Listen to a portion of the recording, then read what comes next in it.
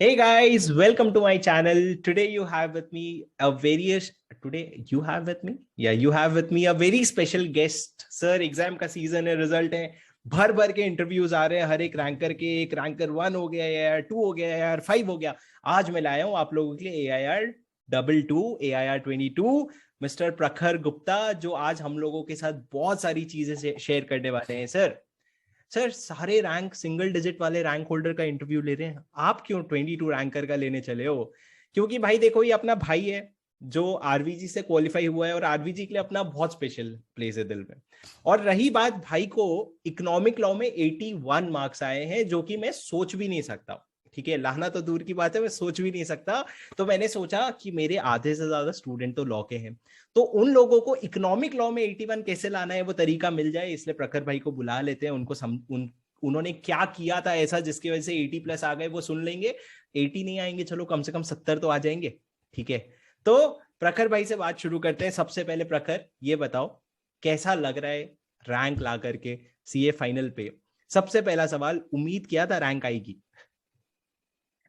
So first of all, thank you Shivam bhai for inviting me here. Expectation तो नहीं, मतलब it was like preparation करी थी उस लेवल पे, लेकिन कहीं ना कहीं था कि नहीं आएगी। ये था कि माइंड में प्रेशर नहीं रखने के लिए बोला था कि 400 आ जाए बहुत है। That was the strategy behind the entire preparation. But ये था कवरेज 100% कर रहे हैं, सब कुछ कर रहे हैं। तो always dreamed of this and finally आ गया, तो अलग ही लेवल पे फीलिंग चल रही है। And it's a dream come true. अच्छा प्रखर, एक बात बताओ, मन में कभी ऐसा लगा था कि फेल भी हो सकते हैं? ऐसा कोई एक आध दो हाँ सब्जेक्ट बहुत। हो? हाँ बताओ। सो एक लॉ सब्जेक्ट था एंड एक डायरेक्ट टैक्स का सब्जेक्ट। तो दोनों के पेपर्स जो थे वो आउट ऑफ द बॉक्स थे काफी ज्यादा। करेक्ट। तो कहीं करेक्ट। ना कहीं कॉन्फिडेंस काफी कम था। इट वाज लाइक कम से कम में कितने आ सकते, तो कैसे कैसे करके जोड़ जोड़ के 40 तक पहुंच रहे थे। अच्छा। तो ऐसा लग रहा था दैट पेसिमिस्टिकली ऑल्सो हो सकता है कि दूसरे साइड पे जा सकते हैं। बट लकीली दोनों में भी 60+ आ ही गए फिर। अरे I saw your marks in law, it was 66, और डीटी में कितना था? I think so 62। Amazing. While we are at it, मैं अपने व्यूअर्स को ये भी बताना चाहता हूँ, भाई को एसएफएम में आए हैं 86 मार्क्स। मतलब 8 के 8 सब्जेक्ट में एग्जामेशन तो थे ही, लेकिन ये जो एसएफएम के मार्क्स हैं और जो इकोनॉमिक लॉ के मार्क्स हैं ना, ये सबसे ज्यादा तगड़े मार्क्स थे। इसके अलावा 80+ किसी में नहीं था ना, शायद 70+ थे नहीं काफी नहीं, सारे सब्जेक्ट्स में। 70+। हाँ बाकी सब में 70+ थे, law and DT I think so. अच्छा, तो प्रखर जब रिजल्ट आया था तो घर पे थे कि घर से दूर थे? सो मैं एक्चुअली मैं आई वाज एक्सपेक्टिंग कि 10th का उन्होंने इवनिंग का बोला था या 11th का मॉर्निंग का बोला था। So I was there in office only doing the normal work and with I was working with पापा ओनली। सो व्हाट अच्छा। हैपेंड रियली वाज कि पापा got a call from Kemisha ma'am, she is a CCA member. तो उन्होंने मुझे पापा को call किया that I have become a CA. And अच्छा। वहां पे पापा एकदम से उठे and he was like absolutely happy. मुझे लगा चलो कोई प्रोजेक्ट का कुछ disbursement anything would have happened. Then पापा ने बोला नहीं नहीं, तो सी अभी हो गया इन द अरे morning only. And then she called again saying कि नहीं नहीं, अभी तो बड़ी पार्टी चाहिए because I have also got a rank AIR 22। So it was oh my absolutely goodness. a different kind of So the reaction. news came to your dad before it came to you. Yes, exactly. Amazing यार, मतलब I think that for a CA student ना, उसकी जितनी 4.5 साल 5 साल की मेहनत होती है ना, वो पूरी वसूल होती है वो उस दिन जिस दिन रिजल्ट आता है। और वो भी उस दिन नहीं, जिस दिन Absolutely. तुम रिजल्ट आए और अगर घर पे हो और अपने मम्मी पापा का रिएक्शन देख लो ना, तो भाई साहब ऐसा लगता है जो किया है दुनिया में सब अच्छा ही किया है, अपन ने कुछ सब खराब किया अच्छा ही किया नहीं है। है। Because correct. finally their sacrifices are a lot as मतलब हम तो कर ही रहे हैं studies, but finally there sacrifices are which is making this worth it. यार I swear I tell you something not very relevant, but जैसे मैं क्लास लेता हूँ ना, तो घर पे ही है हम, तो घर पे तो तुम कितना ही एडजस्ट कर सकते हो। तो मैं एक मेरे ही रूम में मैं क्लास वगैरह लेता हूँ, तो मैं देखता हूँ जब मेरे क्लास का टाइम हो ना, तो मैं घर में जाके ऐसे शहंशाहों की तरह बोल देता हूँ कि कोई आवाज नहीं करेगा, मेरी क्लास है। और वो बेचारे लोग मान भी जाते हैं। वो ऐसा नहीं कि तेरे को क्लास हाँ। लेनी है तू बाहर जा, तू अपना नहीं, दे यूज टू बी, दे सबको शांत करा देते हैं वो। और एकदम जब तक 4 घंटे की क्लास हो, 8 घंटे की क्लास हो, वो लोग अपनी सारी खुशियां साइड में रख देते हैं। उनको लगता है भाई तू कर ले, फिर उसके बाद अपन देख लेंगे। तो करते हैं यार बहुत, वो शायद वो एक बहुत बड़ा मोटिवेशन हम लोगों के लिए भी एज अ स्टूडेंट होता है कि यार वो लोग कर रहे हैं तो चलो अपन भी कर लेते हैं। प्रखर, वेरी ट्रू। इकोनॉमिक लॉ पे आते हैं, उससे पहले एक चीज बता दे हम्म। यार, एसएफएम में 86 कैसे आ गए भाई? मतलब क्या खा के गया था एग्जाम में? So I think so SFM में major thing is कि अगर आप conceptually clear हो हाँ. and आप even if you are not following ICF format, अगर आप conceptually clear and you are writing it in a logical format, any answer, then SFM is very easy compared to that.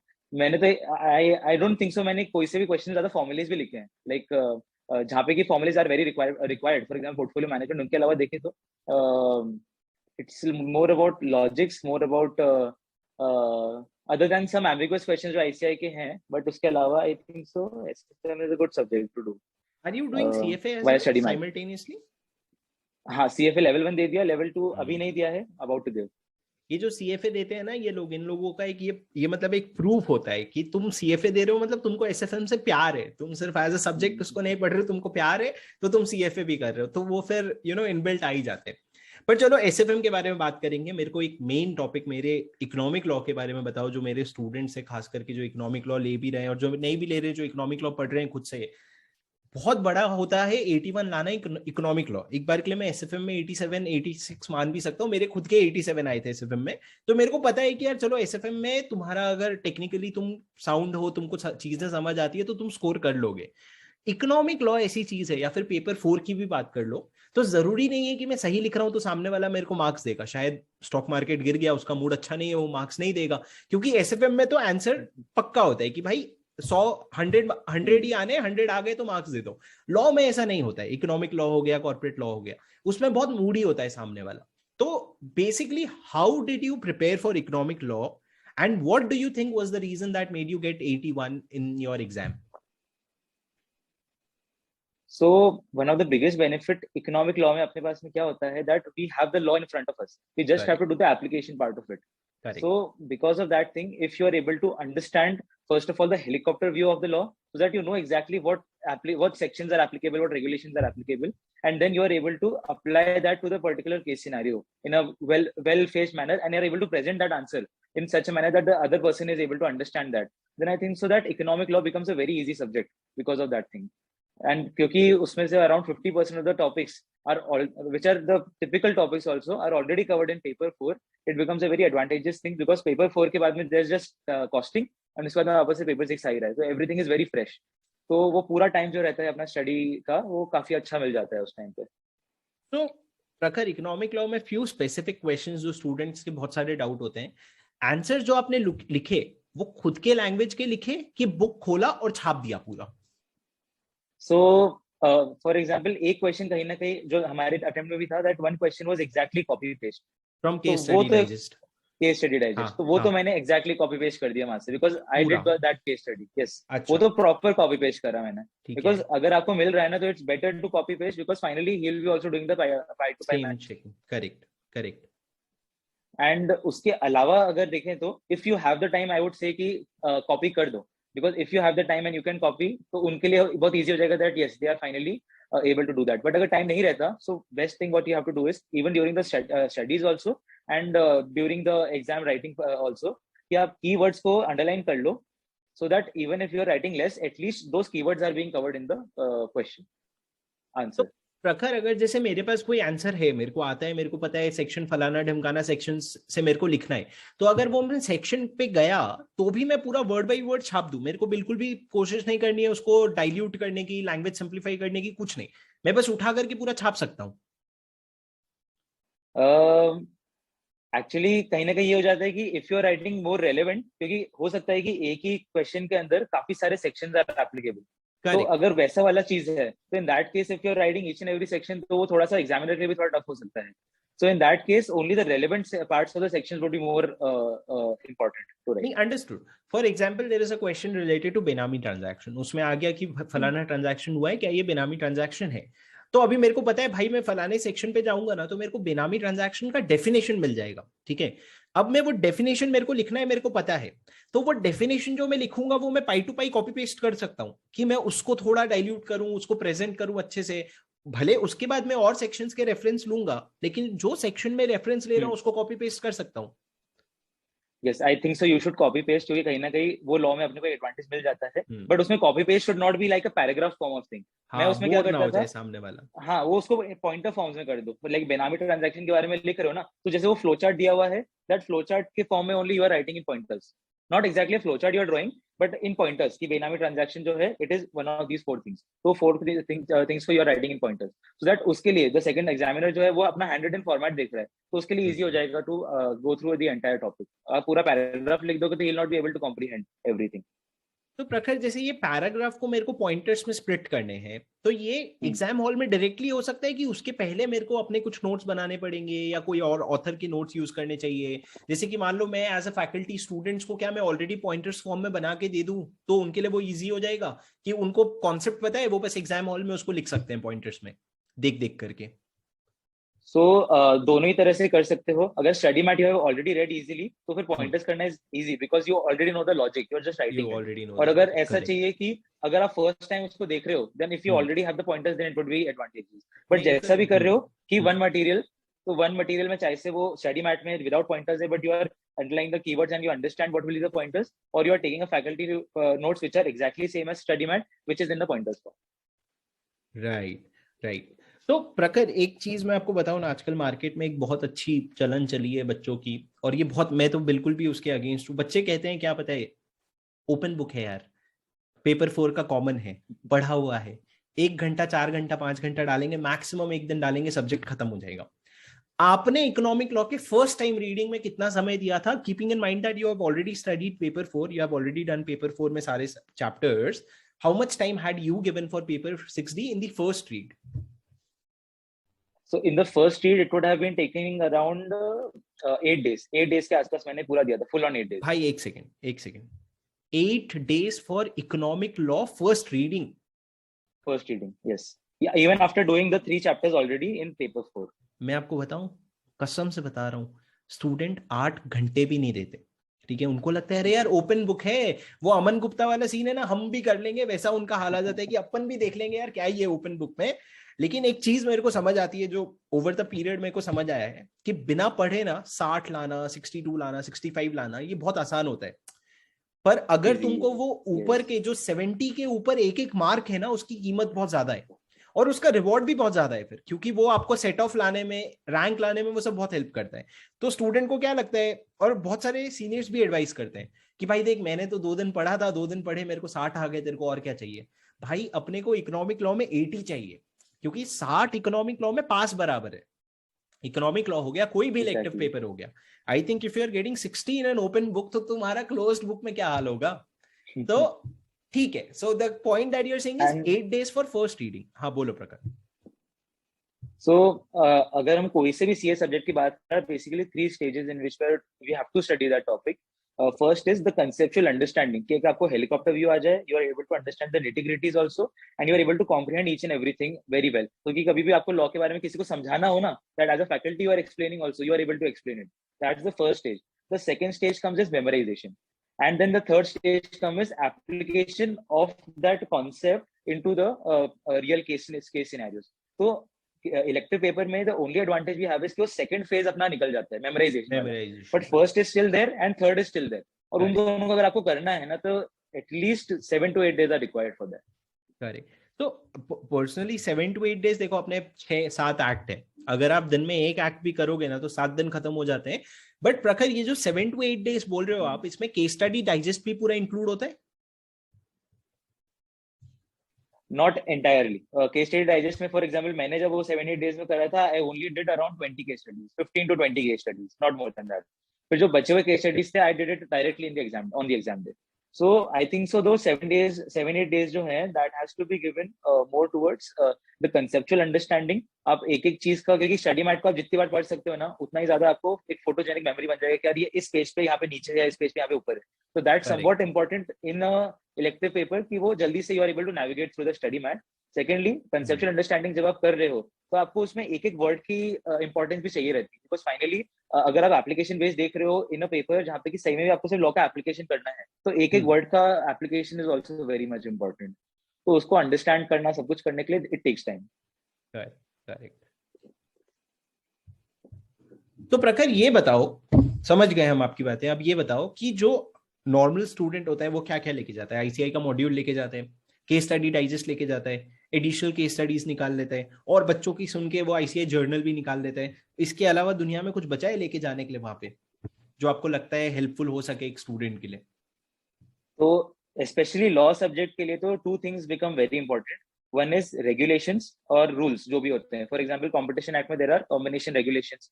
Then बाकी competition act के अलावा दूसरी जगह IBC में IBC rules are there, and हर एक एक्ट के लिए कहीं ना कहीं rules and regulations are there.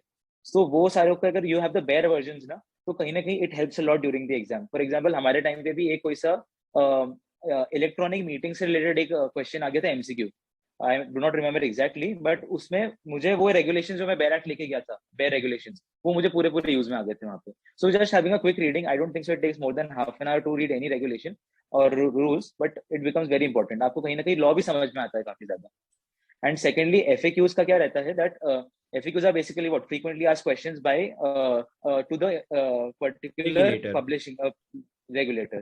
Correct. So because of that काफी बार क्या होता है, जैसे अगर PMLA की बात करूँ, PMLA FAQs, तो उसमें ICI जब कभी कभी सब्जेक्टिव क्वेश्चंस पूछता है PMLA के, so they tend to copy paste the answers from those FAQs only. And दूसरी जगह पे अगर मैं एकदम टिपिकल टॉपिक्स की बात करूँ, जैसे फेमा में लिबरलाइज्ड रेमिटेंस स्कीम वाला हो गया, या फिर एक्विजिशन ऑफ इमूवेबल प्रॉपर्टीज वाला पोर्शंस हो गए, तो उसमें there is a lot of confusion already there. तो एफएक्यूज जो है that really tries to help in solving those particular things. जैसे कि मुझे फेमा के काफी बार क्या होता है, इमूवेबल प्रॉपर्टीज में यू आर कंफ्यूज कि भाई रिपैट्रिएशन रूल्स लग रहे हैं, या फिर यहाँ पे पर्सन रेसिडेंट इन इंडिया के लिए क्या है, आउटसाइड इंडिया के लिए क्या है. So there's a lot of confusion there, and FAQs में they have really explained it very well. So these two things are very important. अगर आप कर सकते हो तो it really smoothens off all the rough edges, which is there. So that actually, justifies the answer why it took us 7-8 days. Because अगर मैं सिर्फ बोलूं यार मैं मॉड्यूल कर लेता हूँ, तो मॉड्यूल 3 दिन में हो जानी है, और मैं बोलूं केस स्टडी डाइजेस्ट तो 1 दिन और, तो 4 दिन से ऊपर का कोर्स दिखता नहीं है. लेकिन वो जो again it is a game of 80 marks first. If you don't want 80 marks, you don't have to do this, because वो 2 marks छोड़ा. But मेरे को एक बात बताओ, जो आपने एक वो इलेक्ट्रॉनिक मीडिया वाला क्वेश्चन था उसके लिए रेगुलेशन यूज किया, तो एज ए स्टूडेंट बस सोच रहा हूँ, ऐसा क्लास में हो नहीं पाता क्या? बाजू वाले को पूछ लिया, भाई आता है क्या तेरे को, बता दे एमसीक्यू तो है, वो बोलेगा ऐसा थर्ड वाला टिक मार दिए. ऐसा नहीं हो पाता एमसीक्यूज में? हाँ, क्लासरूम में ऐसा बिल्कुल भी, आई डोंट थिंक, बिल्कुल भी ऐसा माहौल नहीं रहता. नहीं वैसा नहीं रहता. एंड नहीं बिल्कुल नहीं रहता. एंड एमसीक्यूज में one major thing which helps is the index. तो अगर जैसे 40 मार्क्स का अगर आपके पास में क्वेश्चंस है ना, तो you can solve it easily in 40 minutes अगर आपके पास में एक इंडेक्स प्रॉपर्ली मेड है. करेक्ट. एंड उसके बाद में सब्जेक्टिवली काफी टाइम मिल जाता है आपको फिर. Yes, so I will just give a context a little bit to my viewers here. जब मैंने इकोनॉमिक लॉ की बात शुरू की थी, तो उसके पहले मैंने एक बार प्रखर से बात भी की थी. भाई का रिजल्ट नहीं आया था, एंड करेक्ट मी प्रखर इफ आई एम रॉन्ग, मैंने ये प्रखर को बोला तो था कि भाई तू बोथ ग्रुप तो पास जरूर हो रहा है, रैंक क्या होनी है वो देखेंगे अपन. करेक्ट. तो वो बातों से पता चल जाता है हालांकि. पर एक चीज जो मैंने प्रखर ने मेरे को एडवाइस की थी, जो मैंने इंप्लीमेंट भी की, कि इंडेक्स को जितना कॉम्प्रिहेंसिव बना सकते हो उतना बनाओ. क्यों? क्योंकि आप मार्केट से कोई भी टीचर की इंडेक्स उठाओगे ना, तो इंडेक्स में बस वो इंडेक्स ही होता है लिटरली, उसमें कोई और कंटेंट नहीं होता है, उसमें सिर्फ हेडर दे दिया, पेज नंबर दे दिया. लेकिन मेरे को ना प्रखर का इंडेक्स मिला था, और प्रखर के इंडेक्स में सारी चीजें उसने केस स्टडीज के सोल्यूशन क्रक्स निकाल करके, या फिर कोई कॉन्सेप्ट का क्रक्स निकाल करके, कितने डेज है, कितना केस लॉस है, वो सारा उठा करके उसने बनाया था. तो सर आप ऐसा वाला बना दो और हमको दे दो. देखो बॉस, कोई टीचर आपको बना बनाया दे देना, तो उसमें वो मटेरियल में आपको वो कंफर्ट नहीं आता जो खुद के बनाने पे आता है. ठीक है. और अगर ये बंदा जो बोथ ग्रुप का एग्जाम दे रहा है, वो अगर उस तरह का इंडेक्स बना सकता है ना, तो तुम अगर बोथ ग्रुप दे रहे हो तो तुम भी बना सकते हो, और अगर सिंगल ग्रुप दे रहे हो तो तुम्हारे पास काम ही क्या है, फिर तो तुम जरूर ही बना सकते हो. तो इंडेक्स जो है ना, वो मैंने प्रखर से मैंने खुद एक चीज सीखी है कि बहुत डिटेल्ड बनाने का. पर अभी मैं भी एक लेवल तक डिटेल बना सकता हूं, क्योंकि बहुत सारे स्टूडेंट्स होंगे जो मेरे नोट्स नहीं यूज करते लेकिन मेरे इंडेक्स यूज करना चाहते हैं, तो उनके लिए वो यूज नहीं हो पाएगा. जैसे अगर मैं प्रखर का उठा करके तुमको दे दूं, तो शायद तुम्हारे लिए यूजफुल नहीं हो, क्योंकि उसने कोई और मटेरियल यूज किया हो. But one strong point that I want to make here, और Prakhar wants to make here, is that आपको इंडेक्स बहुत डिटेल्ड बनाना चाहिए. जितना ज्यादा आप बाहर डाल सको, नंबर ऑफ डेज हो गए, फॉर्म नंबर्स हो गए, वो जितना बाहर इंडेक्स में डाल दो, उतनी आपकी लाइफ आसान हो जाएगी एमसीक्यूज के लिए, और जितना समय बचेगा वो आपके डिस्क्रिप्टिव में चला जाएगा. Correct. Do you want to add something to it Prakhar? This is exactly the strategy which I adopted और वो मुझे काफी हेल्प भी मिला था, because finally उस कारण से मैं ICI का exactly स्टडी मटेरियल भी कॉपी पेस्ट कर पाया था in the subjective paper, because MCQs मेरे बहुत जल्दी हो गए थे. एग्जैक्टली. एंड मेजरली क्या होता है that if you are making an index, अब उसमें इंडेक्स में अगर आपने जैसे टाइम लिमिट्स नहीं लिखी, टाइम लिमिट्स के लिए एक अलग से इंडेक्स बनाया, then you are making another index for any other, for example ये टाइम लिमिट्स के अलावा थ्रेशोल्ड्स हो गए एवरीथिंग के लिए, बना लिया, तो हाँ. वो बहुत ज्यादा स्कैटर्ड हो जाता है. इंस्टेड कि एक जिस तरह से स्टडी मैट बना हुआ है ना, उस तरह से you are making an index, उसके अंदर you are linking the case laws, you are linking the case studies, everything. तो यू नो कि कभी भी मुझे कुछ भी करना है ना, so I just have to go to the index, find that particular thing, and मुझे सारी चीजें उससे रेलेवेंट जो है वो वहीं की वहीं मिल जाएंगी. Another thing which can be done, अगर किसी के पास कम टाइम है ना, so instead of making an entire index separately, study mat के अंदर ही ऊपर जो पूरा पोर्शन है वो उस पेज वाइज ही you can make a study index there itself, कि यार ये वाला केस स्टडी जो है वो इस पेज पे यहाँ पे है, ये वाला केस लॉ जो है वो इस पेज पे इससे रेलेवेंट है, so that whenever you are coming to that concept, you at least know कि यार हो सकता है कि ये वाला केस स्टडी के अंदर वही सेम टू सेम क्वेश्चन पूछ लिया, and I identify that which case study has been copy pasted by ACR, तो वो एक हेल्प भी मिल सकता है. करेक्ट. नहीं, I think that's an interesting insight. आप इंडेक्स बनाने की जगह आप किसी भी फैकल्टी की इंडेक्स ले लो जो है, और आप अपने मार्किंग्स मटेरियल के अंदर कर लो. बट ये सब ना प्रखर, ये सब every student will have to understand these are effort, these are outcomes of efforts. ये सब स्पून फीडिंग नहीं होती है, ठीक है. कोई टीचर कर भी देगा, लेकिन मैं बताऊं ना आपको, आज के डेट में मैं आपको प्रखर का भी इंडेक्स दे दूं ना, तो वो आपको उतना वैल्यू ऐड करके नहीं जाएगा जितना प्रखर को खुद का इंडेक्स किया. But obviously it is time consuming. And क्या होता है ना, बहुत ज्यादा स्टूडेंट्स इतने प्लान होते भी नहीं है. जैसे प्रखर ने अपने शेड्यूल में 7 दिन डाला होगा इकोनॉमिक लॉ के लिए, आपने शायद नहीं डाला है. तो आपने अगर सोचा है 2 दिन 3 दिन 4 दिन में हो जाएगा, तो आप शायद आपके पास 7 दिन नहीं है. बट हाँ, एक चीज आपको समझनी पड़ेगी कि इतना हलवा भी नहीं है. आपको आराम से पढ़ना पड़ेगा उसको, उसमें एफर्ट डालनी पड़ेगी, जान लगानी पड़ेगी, तब जाके उसमें आपको 80 मार्क्स ला सकते हो. प्रखर भी मानेगा ये चीज कि 60 तुमको इतनी मेहनत करने की जरूरत नहीं है अगर तुमको 60 मार्क्स लाने, क्योंकि 40 मार्क के तो एमसीक्यूज होते हैं. 36 अगर बाजू में तुमको प्रखर जैसा कोई मिल गया जिसने इसने इतनी मेहनत की है, तो वही तुमको बता देगा कि भाई इसका सी है, इसका डी है, और उसके अलावा डिस्क्रिप्टिव में इतना तो तुम संभाल ही लोगे, ठीक है. बट आई थिंक कि 100 मार्क का पेपर है, so you at least should give 7 to 8 days. हम एफआर और एसएफएम इन सबको इतना टाइम देते हैं, and if you are able to get at least 20 marks extra, वो अपने को 400 भी ला सकते हैं, एग्जामिनेशन भी ला सकते हैं, और रैंक भी ला सकते हैं. And I always think boss, आपकी भी मार्कशीट देख लो, एक रैंक होल्डर और एक नॉर्मल पास आउट में डिफरेंस होता है ना सिर्फ 2 या 3 सब्जेक्ट का. 2 या 3 सब्जेक्ट ऐसे होते हैं जिसमें वो खेल जाता है बंदा, उसके अलावा सब में 60 होते हैं. मेरे खुद के एसएफएम में 87 थे, डीटी में आईडीटी में 75 थे. ये दोनों में अच्छे मार्क्स जो थे ना, वो मेरे को as compare to other clear students ऊपर उठा देते, तो तभी रैंक आ जाती है. तो इकोनॉमिक लॉ में तो वैसे भी लोगों को 65-70 आ रहा है, तो तुम कहां से डिफरेंशिएट कर रहे हो. बट एनीवे प्रखर, I think that was very helpful. I think students तक ये मैसेज कम्युनिकेट हो गया है कि आपको इकोनॉमिक लॉ में मेहनत करनी पड़ेगी, आपको इंडेक्स बनाना पड़ेगा, इंडेक्स जो है उसको यूज करके इम्प्रोवाइज करना पड़ेगा, और आपको टारगेट 80 का रखना चाहिए, ठीक है. अब प्रखर ये बता दो, कैसी चल रही है लाइफ, रैंक आ गई, अब क्या सीन है, आगे का क्या प्लान है. कहीं मेरे तो मैं तुमको एक अच्छी एक फनी सी चीज बताता हूँ. जब मेरी रैंक आई थी ना, तो मेरे एक कजिन ने कॉल किया था, बोलते हैं भाई अब तो तेरी 50-60 लाख की नौकरी लग जाएगी. मैंने बोला हाँ सही में. मेरे को लगा, मैं मानता था उस कजिन को बहुत, तो मेरे को लगा बोल रहे तो होगा. फिर मैं जब मार्केट में जॉब ढूंढने गया, बोला है ऐसे आते हैं लोग जॉब मांगने इतनी तादाद में. बट एनीवे, आपका अभी तक जॉब वॉब का आई थिंक शुरू नहीं हुआ होगा, बट क्या प्लान है आगे के. So मेरा थोड़ा सा अनकन्वेंशनल है. I am not thinking of going into a job. My father already has a practice, so I'm planning to join him into, it's majorly into project financing, debt syndication, consortium financing and all. तो उसके अंदर जाने का plan है अभी. But I will be also giving a bit of interviews into some areas जो कि मुझे लगता है कि I should go at least for 1-2 years for experience. So let's see. It's a wait and watch thing. नहीं, I think now good interviews like Aditya Birla group, Hindustan Unilever, Marico, Godrej, ये सारे.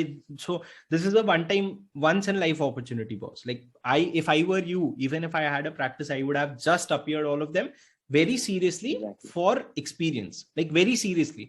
कभी कभी क्या होता है, तुम चले जाते हो मजाक मजाक में एक्सपीरियंस के लिए, पर तुम अपना बेस्ट देते नहीं हो, तो तुमको उससे एक्सपीरियंस भी नहीं आता है. फॉर एक्सपीरियंस एक बार, you know, with all your best efforts एक बार दो. ऐसा सोचो कि मेरे हाथ में ऑफर लेटर आएगा, फिर अपन मना करेगा, बोले तुम क्या मेरे को मना करोगे, मैं तुमको नहीं ले रहा हूँ. तो कल को बोल भी पाएंगे ना अपन की भाई अपन नहीं लिए, जॉब अपने पास थी. But anyway Prakhar, any final message for all our viewers, any final message that you want to say. I think so the final message जो पूरी सीए जर्नी में आपको हेल्प करेगा, don't look for motivation, look for discipline and consistency. अगर आपने discipline and consistency लिया during your preparation, then nothing can really stop you from becoming a chartered accountant. True that, yeah, completely agree. With that message, Prakhar, I think I'll end the session. Thanks a lot for your time. Prakhar is traveling to Udaipur, घूम रहे हैं भाई साहब, अपनी success celebrate कर रहे हैं, और उस बीच में उसने समय निकाला आप लोगों के लिए और मेरे लिए. So thanks a lot, Prakhar. Thank you so much, Shubham, for inviting. We will stay in touch. And कुछ भी रहेगा Yes. तो मैं आपको बताऊंगा, कुछ भी रहे तो आप मेरे को बता देना. Thanks a lot. Bye bye.